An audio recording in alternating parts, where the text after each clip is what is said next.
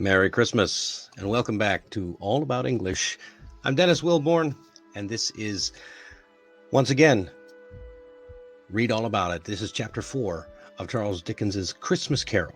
Now, the last time we spoke, we saw Scrooge and the Phantom, the ghost of Christmas future, witnessing some kind of haggling or bargaining between old ladies and a charwoman, I should say, and what looked like a pawn shop of the time, selling curtains and bedclothes and shirts to make a little extra cash.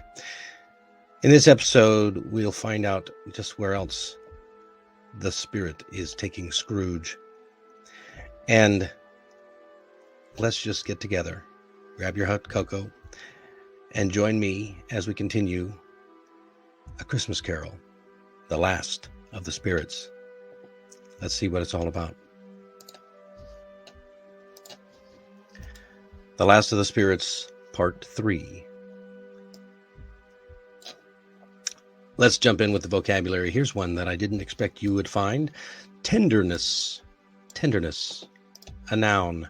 The quality of being kind, gentle, and loving.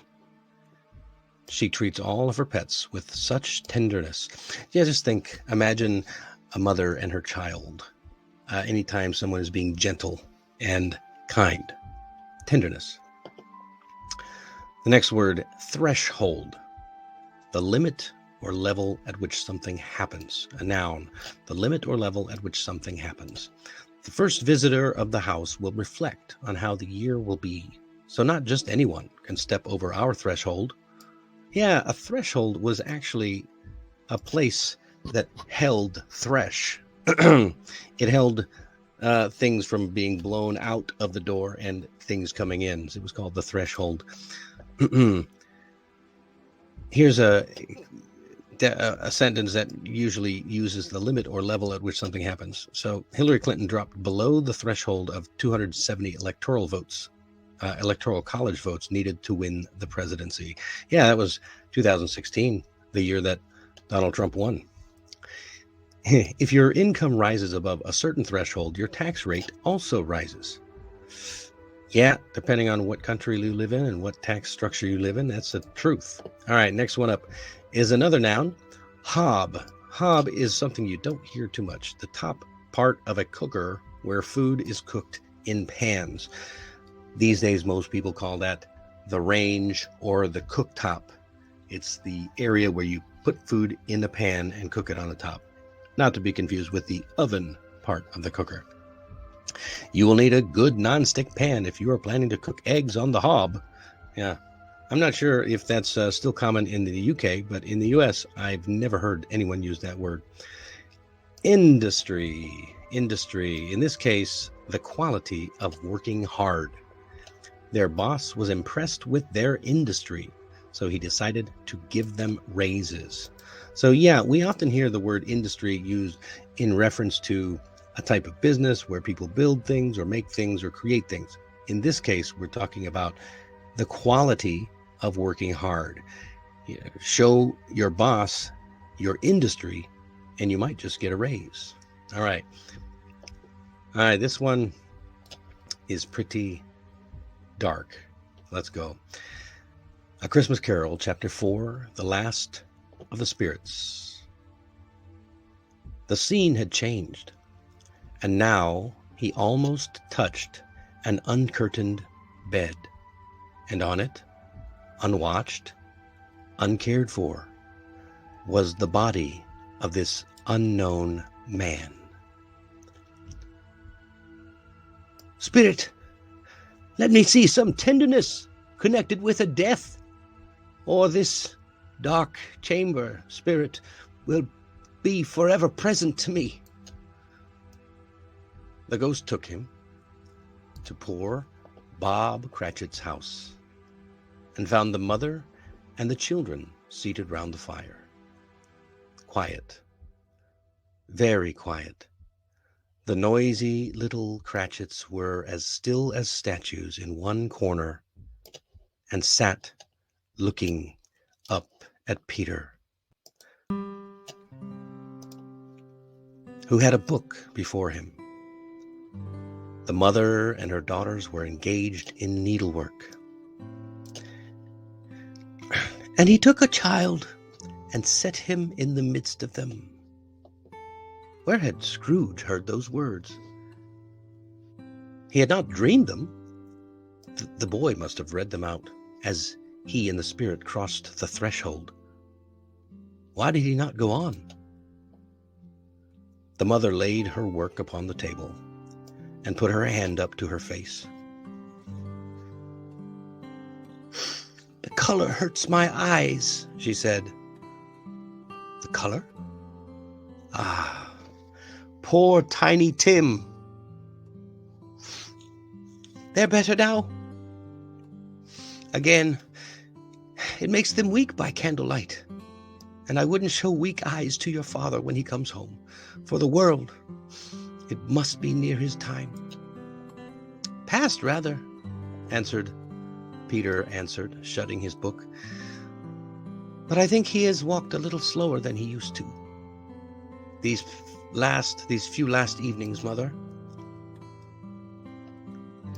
I have known him to walk with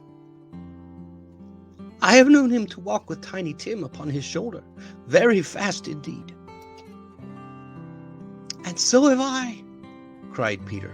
"Often. But he was so light to carry, and his father loved him so that it was no trouble. No trouble. And there's your father at the door." She hurried out to meet him, and little Bob in his comforter, he had no need of it, poor fellow, came in. His tea was ready for him on the hob, and they all tried who should help him to it most.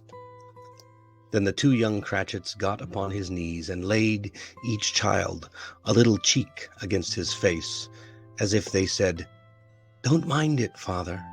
Don't be sad." Bob was very cheerful with them, and spoke pleasantly to all the family.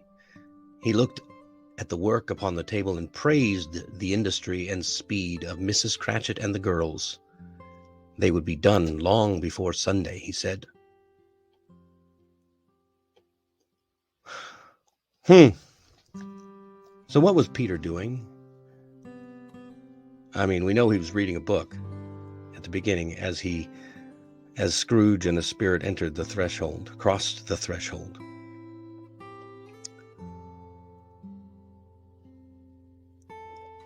He sat looking up at Peter, who had a book before him. He was reading, and the quote here, "and he took a child and set him in the midst of them," that was where he stopped reading. Any idea where that particular quote comes from? Bonus points if you get the answer to that. I'm going to give you a bonus. That one gets you a free trial lesson with me.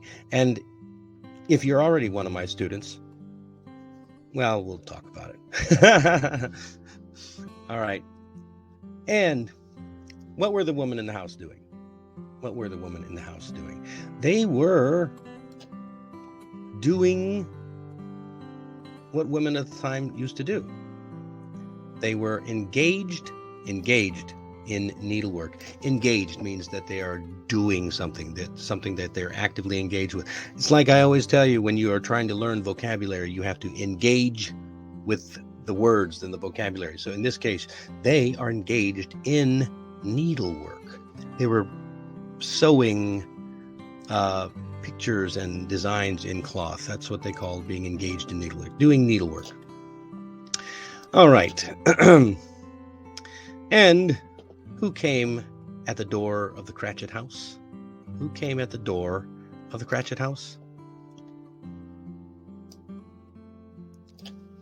Well, who else? It was Bob. Bob came at the door. He came home, and they said, "Oh, there's your father at the door." And what did Bob take notice of after he came home?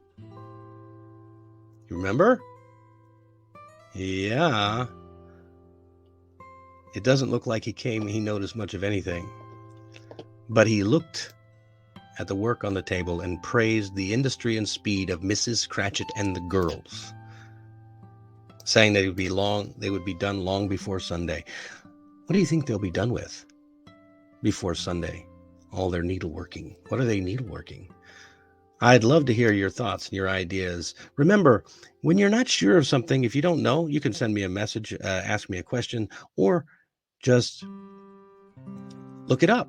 They've got that wonderful machine that has all of the information of the world on it. Do a search, see what they might be working on. Don't cheat now. You don't want to ruin the story, though. All right. What do you think of the atmosphere in the Cratchit household in this scene? Now, we just finished a couple of days ago. We just saw the atmosphere was festive and joyful and full of cheer and thankfulness and gratitude for the Christmas holiday, even though they had not much. What do you think is the atmosphere, and why do you think the atmosphere is like that? So, questions 1 and questions 2. All right. That's all the time we have for today. I look forward to seeing you again tomorrow on A Christmas Carol. We're coming close to the end. Thanks for joining me on this reading of A Christmas Carol by Charles Dickens. And if you want to continue the story, just click on the box right over there. I am always grateful for your support, so please remember to like and subscribe for more from All About English. Merry Christmas.